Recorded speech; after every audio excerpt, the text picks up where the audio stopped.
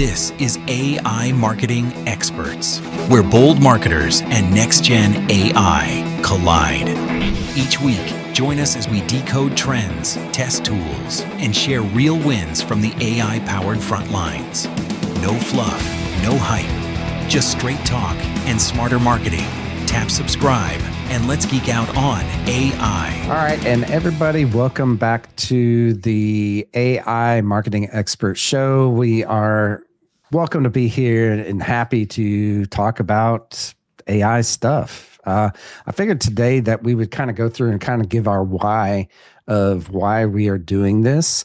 And we're just going to go around the room, quote unquote, and talk about why we're doing all this stuff. And if you will, go ahead and start off, Laura. Well, I'm Laura Sutherly with Agtivation, and our focus is on precision ag dealerships and ag equipment dealers. And my why, I've been in the industry over 25 years and had a fantastic time doing it. And of course, seeing changes just as everybody has. But what has really intrigued me about AI, and the reason why we're really leaning into it, is I saw my team get excited again. It added to their creativity, and all of a sudden it was, hey, let's see what we can get, do deeper dives than we normally could. Our precision ag dealers are busy, especially when it comes to planting and harvest. They're actually right now they're busy all year long, but there's different times of the year that's very hard to ask them to join us for a meeting or sit down for even a quick Zoom call. Let alone get to them face to face. So what it's allowed is AI has allowed us to do the research for them and actually present some topics, some assistance, especially as seasons change, that we're able to dial in their marketing so much to a more of a hyper personalization. So that's one reason why the Agtivation is really enjoying educating ourselves and learning more about AI all the time. Awesome. Love that. Brad, why don't you tell us about it yourself and why are we doing this thing, you know? Sure, Chris, no worries. So I'm Brad Kilgore from America's Best Shops, and we work closely with vehicle repair shops. And when I say that, I mean automotive repair, motorcycle repair, RV repair, truck repair, all those types of shops. And on pretty much several times a week, we talk to some shop owner, and they need help with their online marketing. They want to implement AI.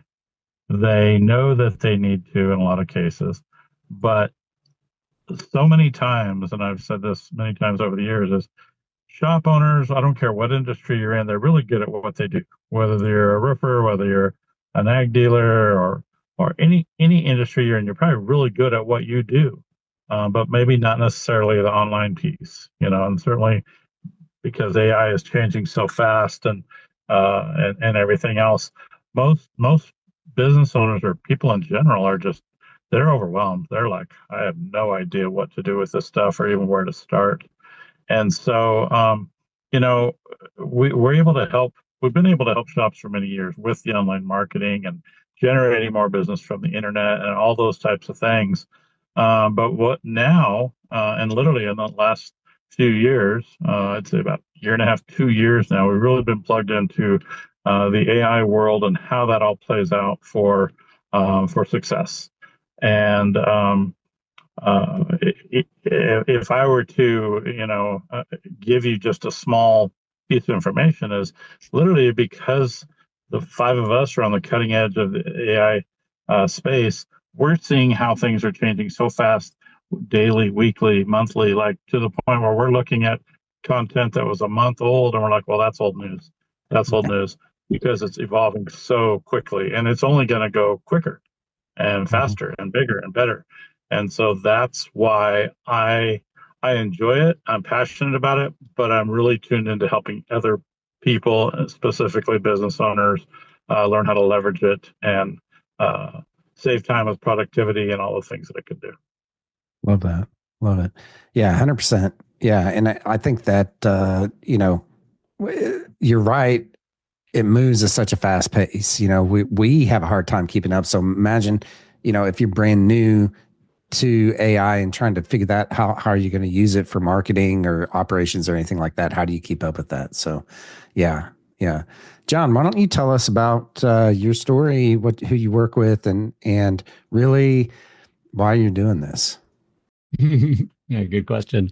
So John Clendenning, carpet cleaner marketing masters, 30-year veteran of cleaning companies, started in high school with a window cleaning company and then jumped over the side of 40-story buildings for a while and then decided, well, that sucks. And then kind of came to the ground, opened a janitorial company, then carpet cleaning, built a multi-million-dollar cleaning company in a town of 30,000 people, and then have coached and trained people how to do the same thing since 2007, 8, and then sold off all my brick and mortar stuff about 4 years ago now. And in the meantime, had already helped businesses with marketing and then digital marketing, and then built the entire agency. And now we work with hundreds of carpet cleaners and have a very large team. And this is all we do.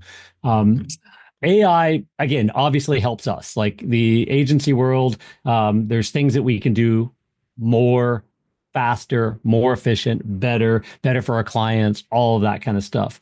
Where I really see the need to lean in, and one of the main reasons why this group, this people listening to this show that are business owners, maybe agency owners, maybe whatever, but ideally, business owners running service businesses of some sort, egg businesses, those kinds of things, spas, all that stuff, really have to understand that AI is transforming the world around us.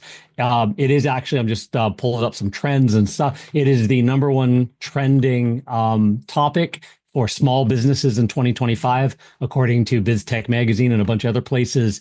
It is what everybody's leaning to. Everyone, our software tools, our QuickBooks, and our you name it, are all adding AI into it. Heck, our fridge is going to add AI into it next, right? So tell us when our vegetables are spoiled before we have to sniff test them. But so if it's that becoming that ubiquitous to the world and the marketplace, I was just teaching my in-laws in their mid 70s. What the heck is AI? Well, download this app on your phone. Let's play around and stuff like that. And just how to fix something, how to do something, take a picture of it, ask it what it sees and what it, is there a problem with this or whatever, repairing a lawnmower, that kind of stuff. Well, we could do that in business. We can repair our equipment. We can upload spreadsheets and say, can you find the flaws? Can you find the anomalies?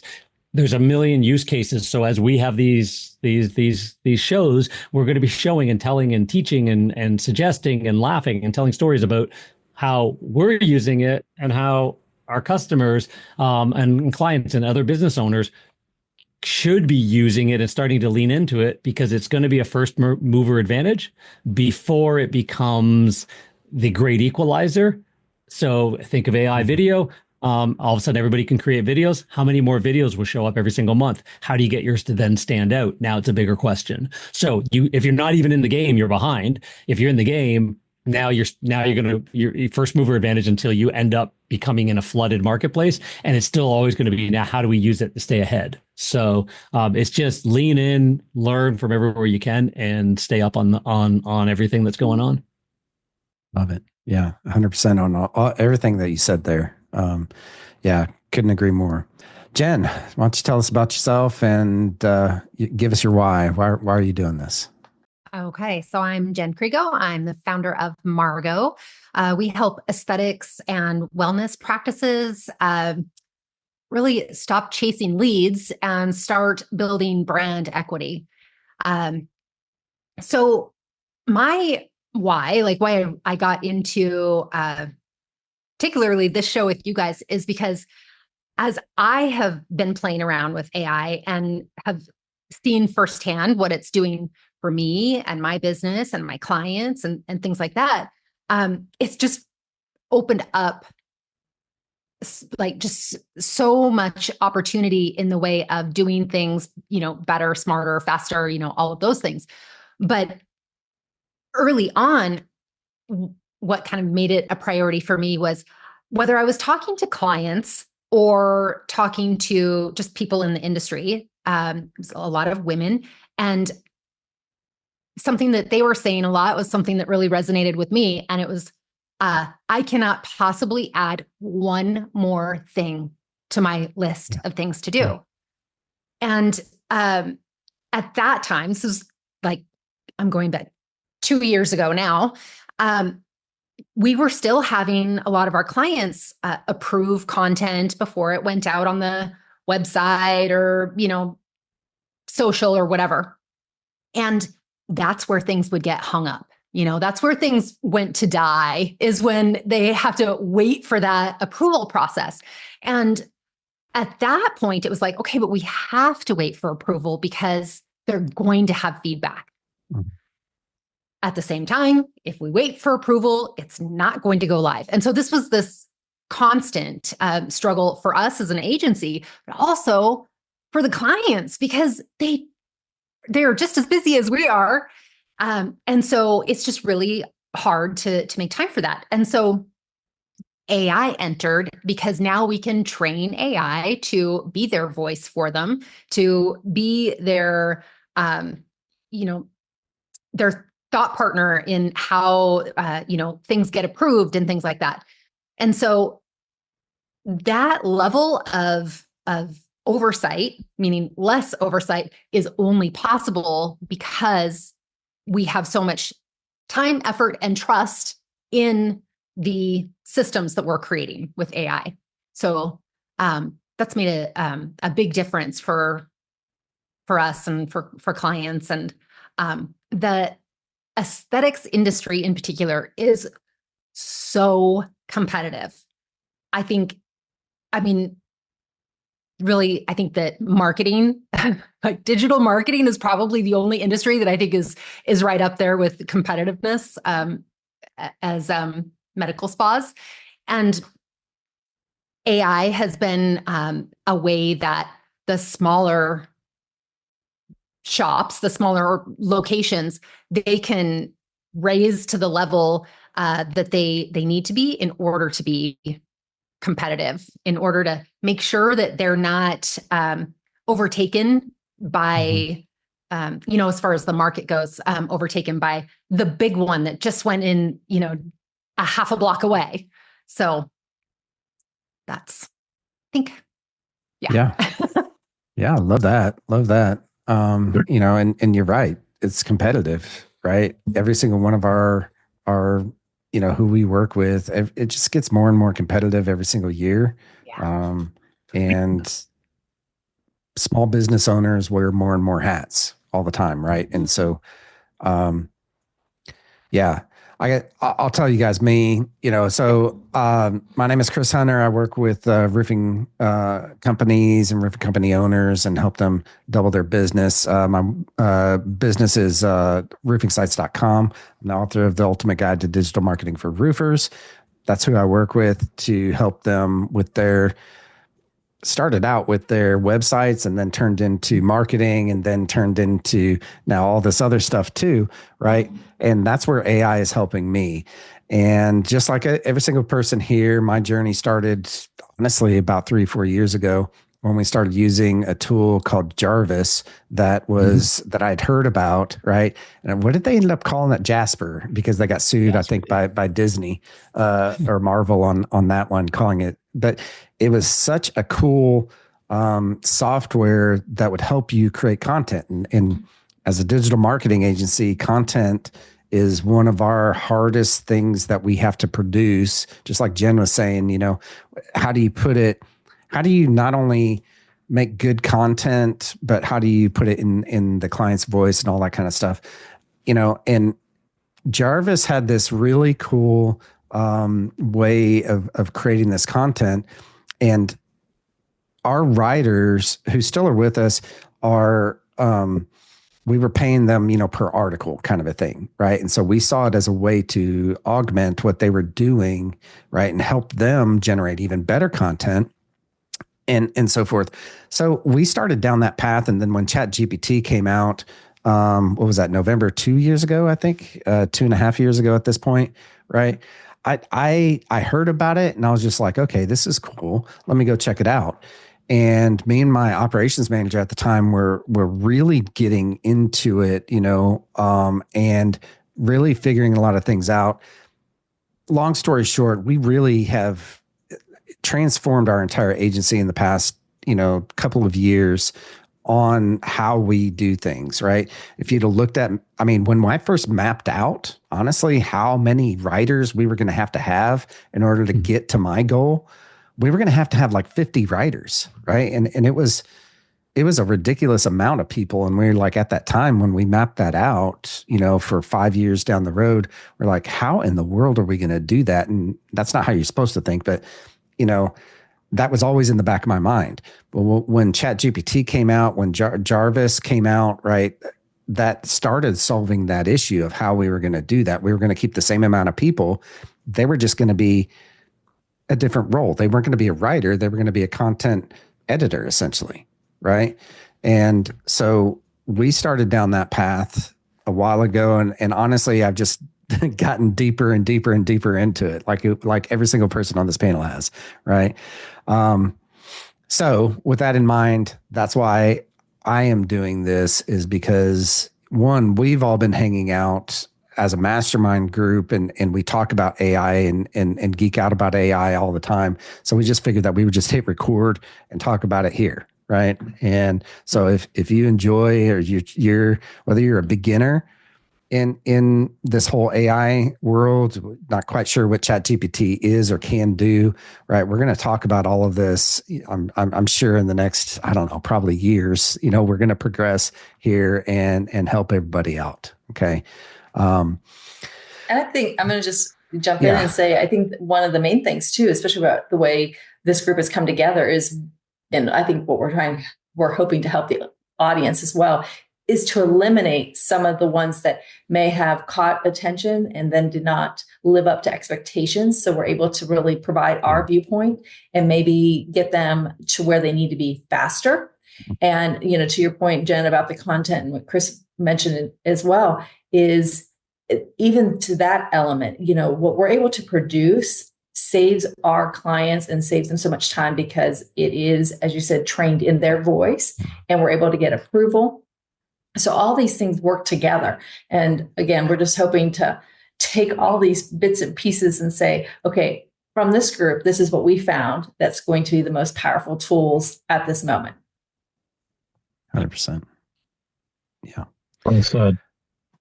Okay. So with that in mind, now that we've introduced ourselves, let's talk about prompts, right? Because this is where everyone starts. This is where a lot of people get stuck. This is where a lot of people honestly mess up, right? And they're like, oh, that didn't do what I wanted it to do, kind of a thing, and they give up. So let's talk about our kind of some of our best tips here of prompting.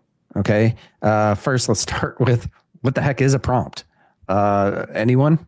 Well, I'll jump in and say that a prompt is the first question that you're going to ask any large language model, and that's what we refer to as LLM, or it could be whether it be ChatGPT, which we may reference a lot, but we're also talking about Perplexity, Claude, Grok.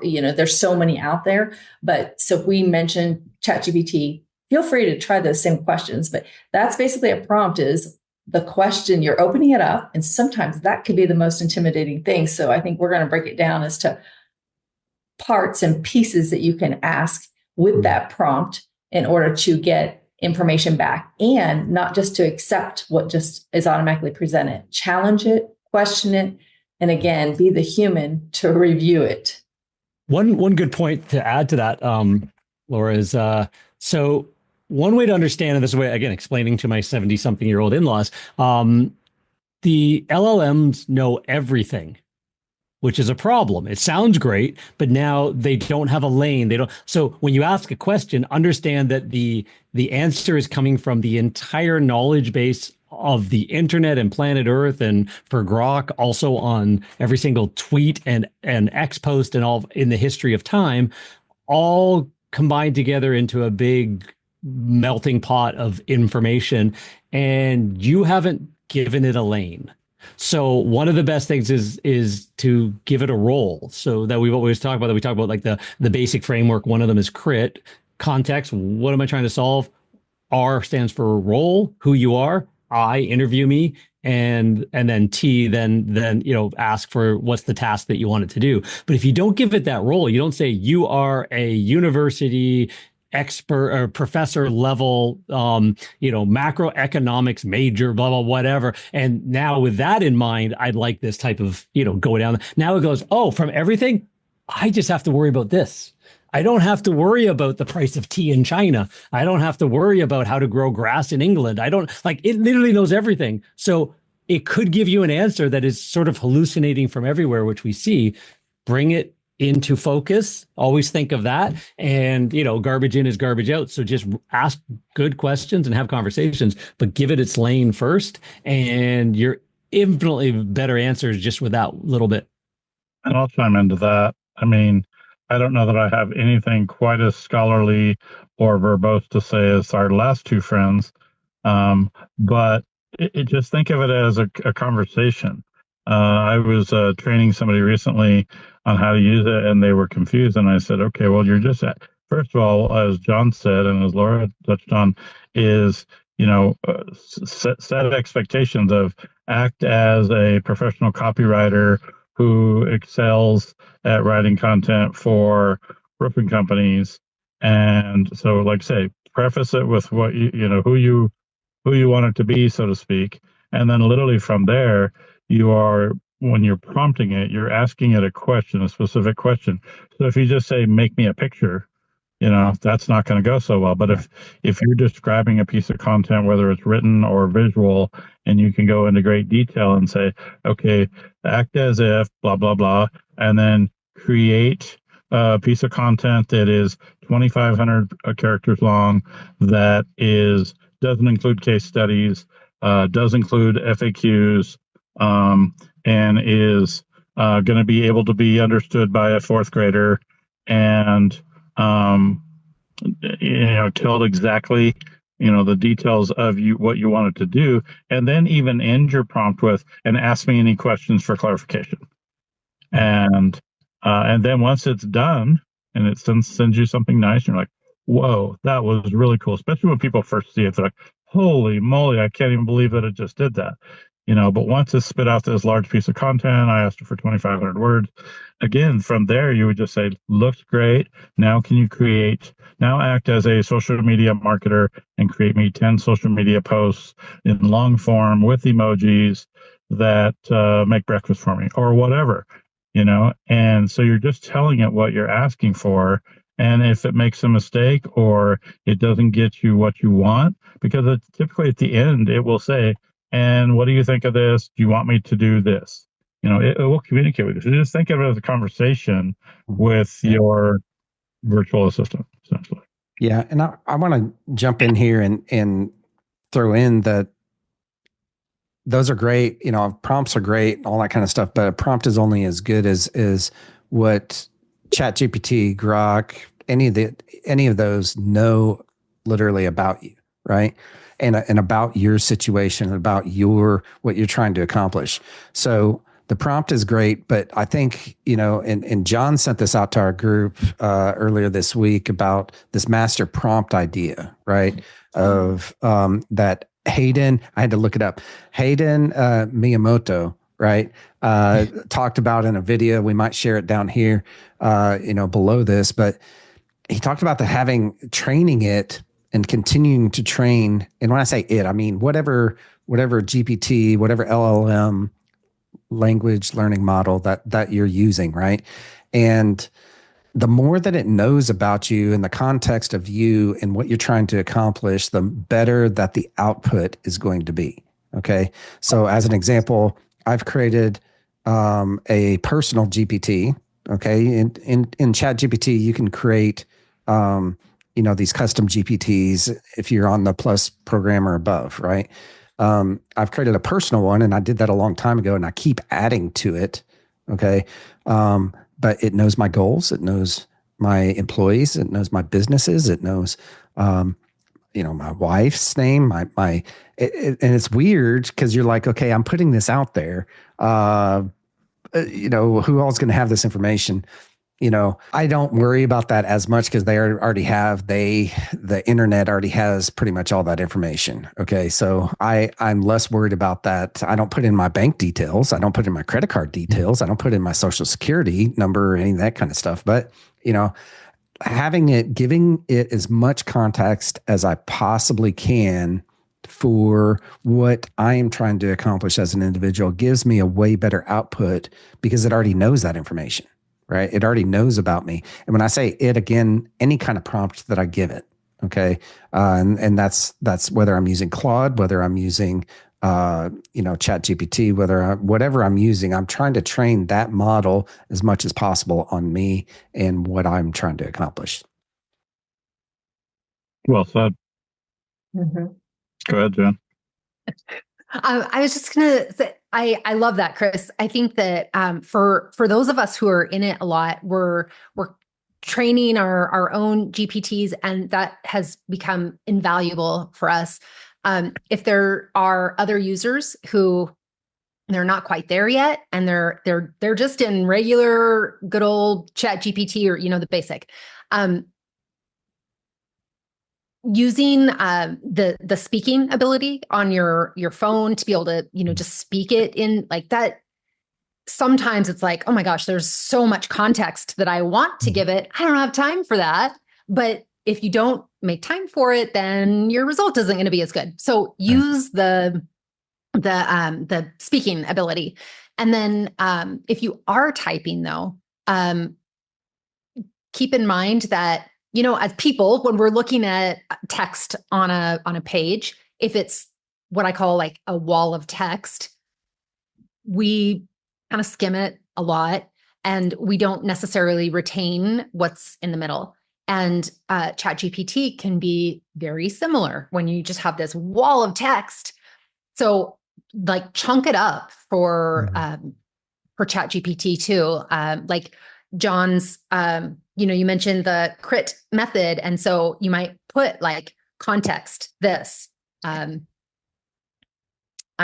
spacing on the R, but I interview. And so, like chunk it down like that to help ChatGPT or whichever one you're using give you the best result. Do you want to hear my super hack from the week? Because it ties right into this. And I've been sitting on. I was going. I can tell this one. Okay. So what we're talking about, mega prompt, we talked about, the whole story of Chris. There's a couple ways you can do that. You can teach a GPT how to do that, or you can have a long Google Doc, Word doc that when you go to talk, you load it in. Remember that little plus button is going to be important because you can add in source documents. So instead of going, go figure it out for me, here is the whole entire source documents I want to add in. So this is kind of the key point. What I was doing and where I figured this out is I went into Notebook LM, which is a free Google tool. Notebook lm.google.com. It comes with your Google account. It comes with Google Drive and all that kind of stuff.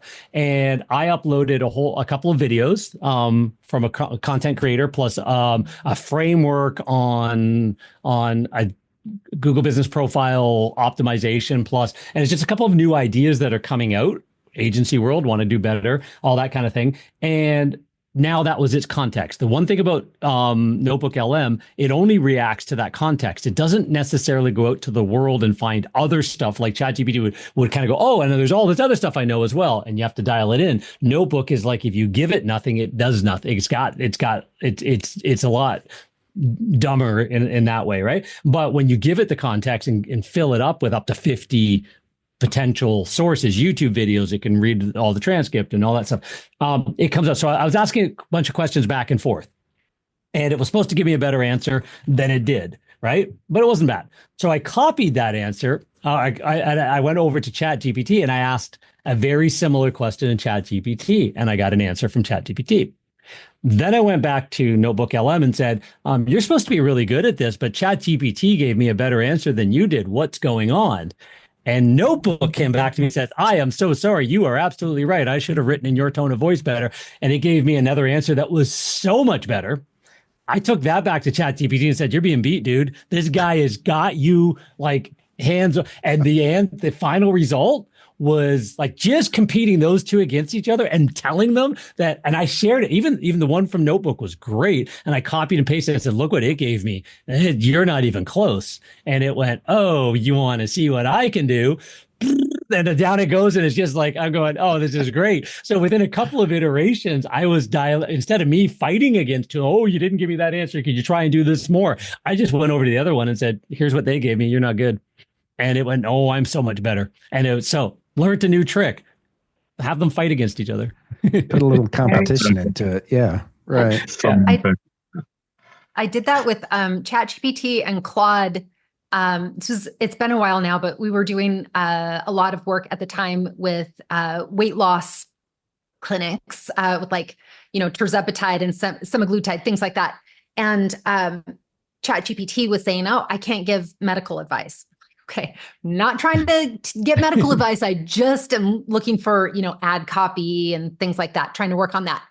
And it just it would not do it. And so I went to Claude, and Claude did it reluctantly, kind of had to explain it a little bit. And so then I went back to ChatGPT and said, well, but Claude can do this.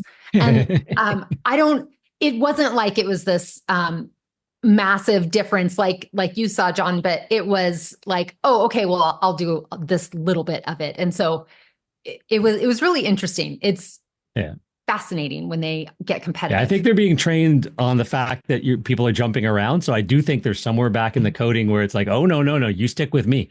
I think they're adding more and more of that into the back end of the large language models. So I think we can play with that a little bit.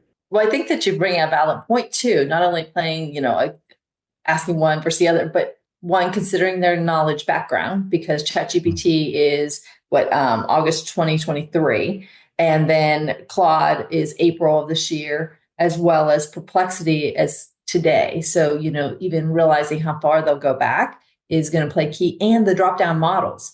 So even as you're asking a prompt, consider changing to a mini, a 3-point, picking some of the other models in any of these systems, and you'll see the difference. So I think that's something too, is we just kind of get stuck in our own way, which is not a bad thing. As we're all getting started, or as we're talking to anybody or they're listening today, it's not a bad thing to stick with one model, one source, go for it and get something accomplished and feel like you give yourself grace for what you did accomplish. But that's some things to keep in mind too.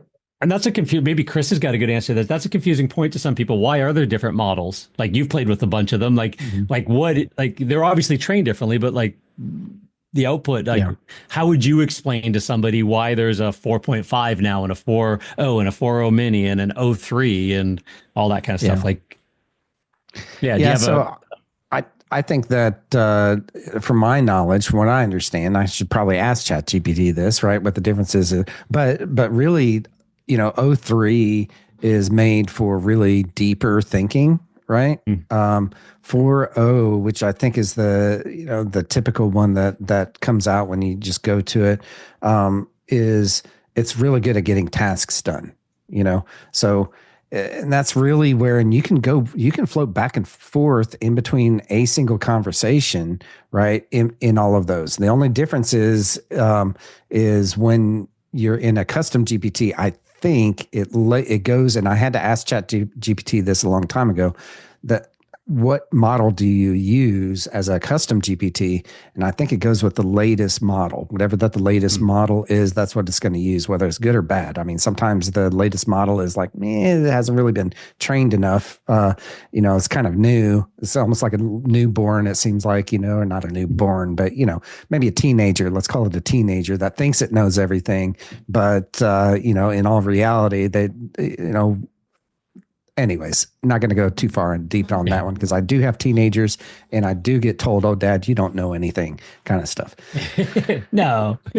Yeah. But what I have been using lately, and I've been really using this quite a bit, is O3 combined with deep research, right? And I think I talked about this last week, but I've been really diving deep into competitive research for my clients lately, right? Figuring out, okay, well, what makes this website rank over this website right now inside of Google?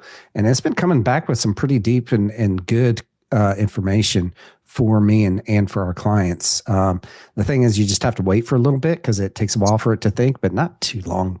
For the most part, it takes maybe 10 minutes sometimes on certain things.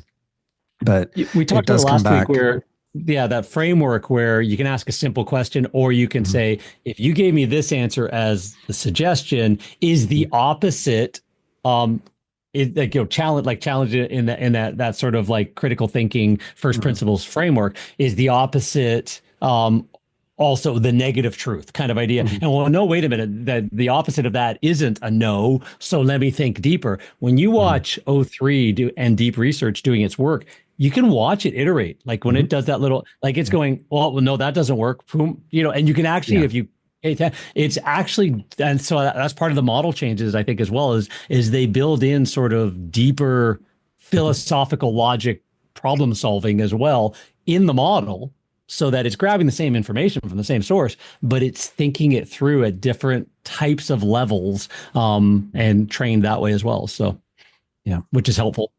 In this past week, I did a kind of a deep dive in between Manus, deep research inside of ChatGPT, and Grok deep research to kind of see what the differences were. Honestly, ChatGPT came out the best, honestly, on what I felt was, now I didn't do your trick of going back and forth. I think that's my new hack there that I'm going to use from you is to then make them compete against each other.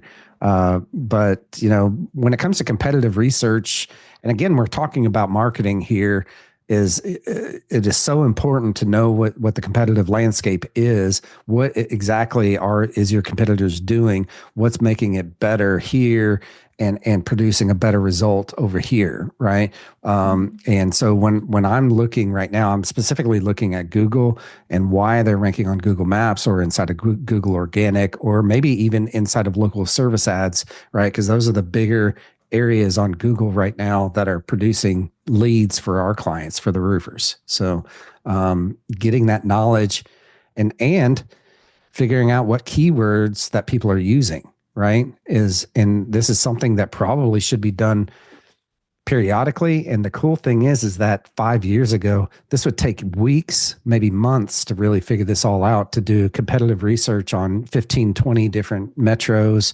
and, 5 different, leading competitors in those different metros would take months. But now it's taking a day, to do with work of the LLMs doing all this stuff for you. So, and how much is it changing with AI shopping agents as an example? So like that's what right now today, Walmart and all of the major retailers are figuring out ways to adapt their entire websites, their entire coding to fit into AI shopping agents that people are just starting to use because it's more convenient. So Laura, I mean, imagine farmers and stuff like that, where they've got an AI shopping agent that is buying the feed, buying the this, buying the that, like for them, because they know what it is.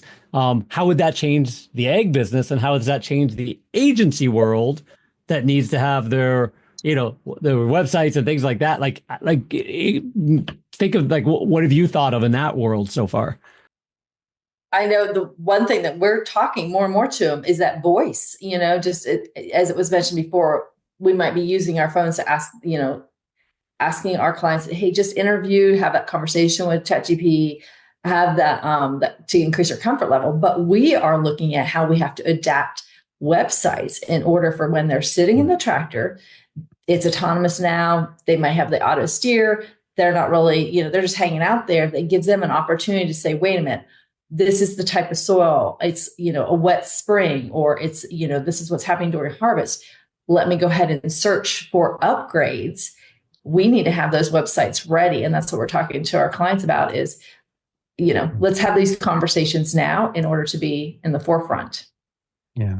And it's coming. Search, so yeah. In voice search, I mean, in the marketing world, we've been talking about that for years, right? Because Siri's out there, Google Assistant's out there, but it's starting AI, to become we a want reality. them to come up with AI too. They need to be able to come up in the AI search. Just to John's point is, again, for that shopping, you've got the agents that will be going out there. they're asking us now is, okay, if I search for, my type of business, Jen, you may get this question. If someone's using any of the AI models, asking, hey, is there a med spa near me? Will we come up, or what will be presented? They're asking those questions. Or is this solution the doctor suggested to me? Because I have no clue the words you say, Jen, when you mention all the different meds or protocols or whatever you want to call them. But yeah, somebody now walks out of a clinic and doesn't just go, or does the researcher has a conversation, doesn't go, okay, yep, I trust you 100% implicitly. It's now they're going to do an AI search to see if they got good advice, right? And what if the competitor is the answer to that question? Now they've lost the sale. So, right. And they may they're not opening Google as often or making that the first choice all the time now. They are leaning towards an AI model. So, Brad, what are you thinking? I'm just taking all this in because I always learn from you guys. I mean, just hearing the hacks and the suggestions and the different ideas that have already been brought up just in this last little while. I love the fact that it's recorded because it helps me. I can take this and put the video link into ChatGPT and it can summarize it for me. Or if it's on YouTube, you can have it summarized. But everything you guys have shared has been really good. And one thing that could be pretty cool that I've used before is, since our subject is prompting, and I know we've gone through a lot of different areas of that subject matter today. But think about this. If you're stuck on, oh, I don't really know how to prompt it right or whatever, ask it to write you some prompts. Say, what will be the best prompts to do XYZ, and try it out. It's literally like a little brain right there sitting next to you, ready to roll, whatever you want it to do. How do I learn how to use ChatGPT? Ask ChatGPT to create a course for you on learning ChatGPT. A walkthrough. That's how you learn. It's nowhere else. Yeah, it's funny when people ask simple questions. I'm like, well, how do I do this? How do I do that? Well, just think ahead a little bit, use your brain a little bit. And because you still have to have the human factor of you have to know how to prompt it and what to say and have some experience and some trial and error. But it's not rocket science at this point. It's becoming easier and easier to where I think prompts are important. And I think especially advanced prompts and different things are extremely important. Custom GPTs are important. But I just wonder, as everything evolves, if the ability to talk to your LLM, your GPT, to talk to it is probably going to become even simpler, where advanced prompts and some of those things, you won't even need it. You say, hey, what time is such and such and what's this? And it will just know. It won't even need an advanced prompt or a really nice prompt. It'll just do it. I see it getting less and less needy. Well, Manus, you talked about that, Chris, and Manus it limits you to 1,000 characters. Don't give me a story, which is really hard for me, as we all know. I was terrible. I had to go to ChatGPT and go, how do I say this in 1,000 characters? Just go back to Manus because I am terrible. So it's like it wants as little as possible and just I'll figure it out for you. Go away, dude. Now I got it. Right. And it's like, so I believe your point, Brad. I think it's just going to become simpler and simpler. So. And Manus is pretty good about asking you, right? You don't have to tell it to ask you, any clarifying questions. It automatically does that. It's built into it to do that. And I think, with the logic, honestly, like when we talk about future LLMs and future of these chat things and stuff like that, it's more and more going to become like Jarvis, right? Not the one that I used, but really the true Jarvis from Marvel that sits inside of, Iron Man's helmet and talks to him and hey, you've got an appointment coming up. And here's, I don't remember his fiance's name now, Ginger. No. But so-and-so is calling you, right? You want to pick it up? And he's like, no, tell her I'm doing something busy or something like that. But I kind of envision it eventually being something like that, honestly, and just little personal assistance that's doing whatever you need it to do. And listening to everything that's happening so that again, we talked about that last week, but in context, if the more you can take data, these meetings, like Brad said, just he's going to take the YouTube after this and bring us summary notes and know how do I use this and ask more questions and come up with an action plan and things like that. And then again, anybody listening to this could do the exact same thing. But also in the meetings, being Zoom and stuff like that, all of those are starting to get the embeds of AI or any other tools that we have in there. Well, that becomes a library forever. So data is cheaper and cheaper and cheaper to store. It used to be really expensive. I remember the very first little, what was it? Probably maybe 32 megabyte thing that I got for my original digital camera. And it was like, that was expensive and 32 megabytes. Nowadays you can get 2 terabyte, 3 terabyte, the exact same size card. And it's like $30, right? And it's, so data storage is cheap. And it's everywhere. So data is your friend. Everything that you can track and record, catalog, because you don't know when you're going to need it, and how AI can just go take all of that data and go, yep, here's it summarized for you. Here's spreadsheets, here's pivot tables, here's, whatever, here's a chart, here's what you should do next.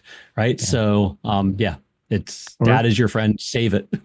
Even better, answer on your behalf. If you're a business owner, you're being pulled in 1,000 different directions every single day, right? Wouldn't it be great to have an assistant that knows everything that that is in your brain that you've talked about, right? That can answer your employees' questions, your customers' questions, everything, and that's the beauty. Now, here's what I'm waiting for. If we can hook something like that up to a video that then can come to meetings on my behalf and talk, and that's like the ultimate dream right there, right? Is it Chris or Chris 2.0? Who are we talking to right now? I don't even know. Are you really Chris or are you not Chris? I think I just saw you glitch for a second there. I think Chris needs to provide us with the code words, just so we know it's him versus if it's not. We'll be like, Chris, orange, I'm picturing your digital version of gone fishing sign. Yes. Right. Exactly. Yeah. Crazy. Yeah. Well, I will I have a hack for the week as well. But before with the prompt, the one thing I do, anybody that I'm trying to train up on doing prompts, I ask them what they want the end result to be. And I think that is a piece that we need to hit home of context is what is the call to action? What's the end goal? Because it's like doing a recipe. If you want a cake, cook a recipe for a cake. Don't just come with all these ingredients. So be very clear when you're asking what you want the end goal to be. So that's just a tip. But for the Google Notebooks, like you mentioned, there's only 50 that you can go ahead, the sources that you can add, except the Google Docs. So if you are doing transcripts for videos, load them all to that one doc to help you out. And then that be one source. So for any trainings, if there might be multiple day videos, add that all with one. Or if there's a bunch of prompts that you're collecting, instead of saying each prompt, and then also you're like 50's gone, you can go ahead and add all of them to the one page. And to one up that, add that as tabs to the side. And therefore you'll know where to go and you've got them indexed. So think of it as your, remember our subject notebooks that we used to have in school, where it have different tabs. You'd be able to pull that different area, but you'll be able to load your Google LM a lot, or your notebook LMs with a lot more information. Great hack. I love that. Yeah.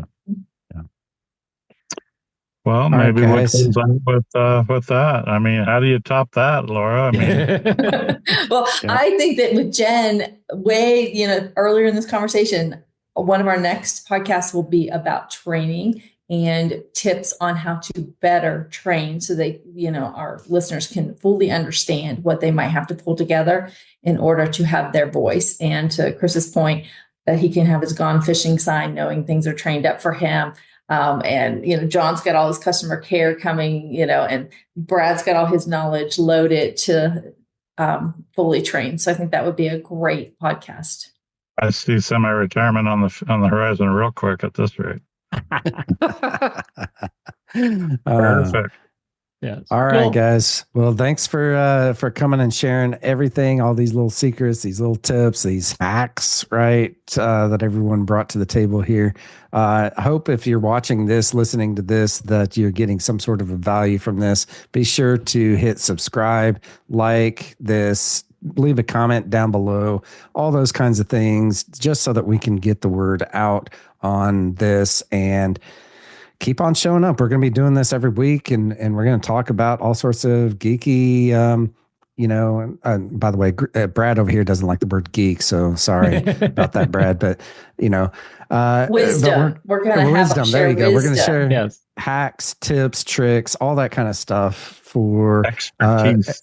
expertise. There you go. We're going to share all that kind of stuff for y'all. Okay, so keep on showing up.